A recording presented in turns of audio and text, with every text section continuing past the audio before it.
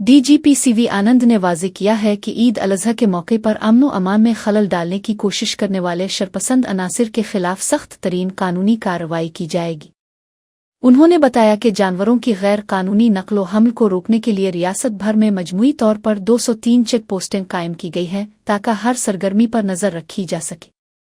इसके अलावा पड़ोसी 4 रियासतों की सरहदों पर भी 52 बैन रियासती चेक पोस्टें फ़ाल कर दी गई है, जहां पुलिस एहलकार दिन रात पहरा दे रहे हैं। उन हिफाजती इक़दामात का मकसद त्यौहार के दौरान किसी भी नाखुशगवार वाक़ये से बचना और फ़िरका वाराना हम आहंगी को हर सूरत में बरकरार रखना है ताकि अवाम सुकून से अपनी खुशियां मना सके।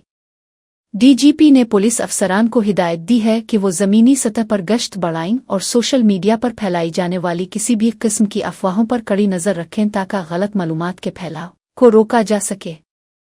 अवाम से भी अपील की गई है कि वो कानून का एहतराम करें और किसी भी मशकूक सरगर्मी की सूरत में फौरी तौर पर मुतल्लिका हुक्काम को मतला करें ताकि बरवक्त कार्रवाई अमल में लाई जा सके।